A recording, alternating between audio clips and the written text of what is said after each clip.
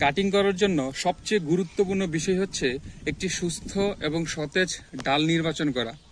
এখন একটি সুস্থ এবং সতেজ ডাল নির্বাচনের পর সবচেয়ে গুরুত্বপূর্ণ বিষয় হচ্ছে এটির ডায়ামিটার, অর্থাৎ এটার পুরুত্ব বা মোটা কতটুকু হবে। আমরা যে পেন্সিল দিয়ে লিখি, সে পেন্সিলের ডায়ামিটার পরিমাণ একটি ডাল নির্বাচন করা সবচেয়ে উত্তম, কারণ এই ডাল থেকে খুব দ্রুততম সময়ের মধ্যে একটি পূর্ণাঙ্গ গাছে পরিণত হবে।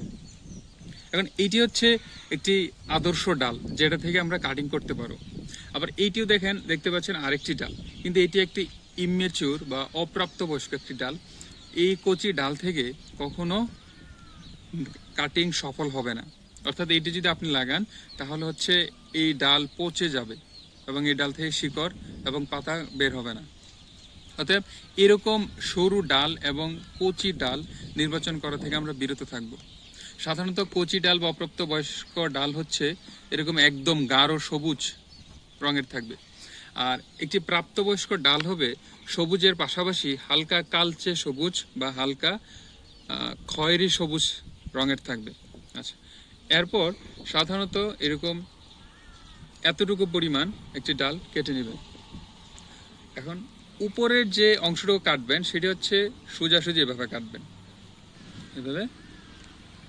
এভাবে কাটবেন, অর্থাৎ উপরের কাটবেন সেটা এরকম রাউন্ড করে কাটবেন। আর নিচে, অর্থাৎ যেখান থেকে শিকড় বের হবে সেই নিচের কাটটাকে বলা হয় স্ল্যান্ডিং কাট।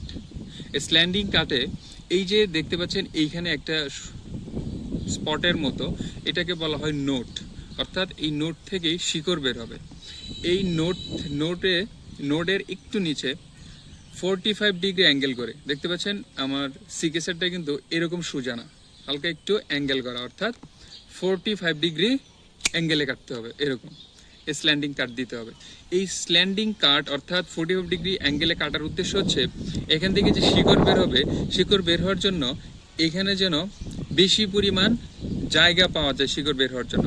দেখেন আমি যদি এরকম সোজা কাটতাম তাহলে হচ্ছে এখানে শিকড় বের হওয়ার জন্য জায়গার পরিমাণ কম, কিন্তু স্ল্যান্ডিং কাট দেওয়ার কারণে এখানে আমার স্পেস বা জায়গা বেশি হচ্ছে, অর্থাৎ বেশি পরিমাণ শিকড় বের হবে। এবং এই যে ডাল স্ল্যান্ডিং কাট যেখানে নিচে দেওয়া হয়, এইটা বালিতে বা মাটিতে বসিয়ে দিবেন এবং এইখান থেকে এই নোট থেকে যে দিক থেকে শিকড় বের হবে। কাটিং বসানোর জন্য সবচেয়ে ইম্পর্টেন্ট হচ্ছে কাটিং এর মিডিয়া, অর্থাৎ এরকম একটি পাত্রে আপনারা শুধুমাত্র নদীর যে বালি আছে সে বালি দিলেই হবে। সে বালিটা প্রথমে পানি দিয়ে ধুয়ে নেবেন। পানি দিয়ে কেন ধুবেন? কারণ বালিতে অনেক ধরনের ময়লা থাকে, পাতা থাকতে পারে, শামুক থাকে, বিভিন্ন ধরনের অনেক ধরনের ময়লা আবর্জনা থাকে, সেগুলো আপনারা ভালো করে ধুয়ে নেবেন। ধুয়ে নেওয়ার পর পানিটা ফেলে দিবেন। দেখতে পাচ্ছেন পানিতে অনেক ময়লা বের হয়ে চলে যাচ্ছে।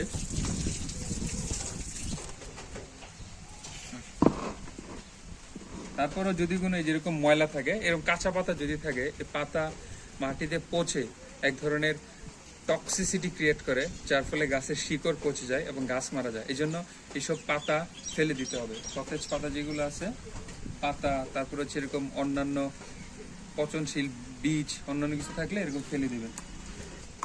এখন এই বালিটা এরকম পটে দিয়ে দিবেন। ডাল নির্বাচনের পর সেই ডালটি বালিতে 45 ডিগ্রি অ্যাঙ্গেলে বসিয়ে দিবেন। বসানোর পর এরকম ভাবেন যেন কোনো ফাঁকা না থাকে। এখন 45 ডিগ্রি অ্যাঙ্গেলে বসানোর পর এটুকু আপনাকে এনশিওর করতে হবে যেন ডালের ন্যূনতম 2টি নোট যেন বালির নিচে থাকে। 2টি নোট বালির নিচে কেন থাকতে হবে? কারণ হচ্ছে সাধারণত এই যে সর্বশেষ নিচের নোট, এই নোট থেকেই শিকড় বের হয়। এখন কোনো কারণে এই নোট যদি পচে যায় বা শিকড় বের না হয়, তাহলে যেন দ্বিতীয় নোট থেকে আবার শিকড় বের হয়। যেমন আপনাদের একটি আমি দেখাই, যেমন এইটাতে দেখেন নিচের নোট থেকে শিকড় বের হয়েছে। কোনো কারণে যদি নিচের নোট ফেল হইতো তাহলে এই দেখেন 2 নম্বর নোট থেকেও শিকড় গজিয়েছে। এজন্য 2 থেকে 3টি নোট যেন বালির নিচে থেকে সেটা আপনাকে নিশ্চিত করতে হবে। এখন আপনাদের দেখাবো কাটিংগুলোর মধ্যে কয়টি কাটিং সফলভাবে শিকড় এবং পাতা গজিয়েছে। অলরেডি দেখতে পাচ্ছেন এই কাটিংগুলোর সবগুলোতেই পাতা গজিয়েছে। তাহলে আমরা বলতে পারবো যে এই গাছগুলো একটি পূর্ণাঙ্গ গাছে পরিণত হয়েছে।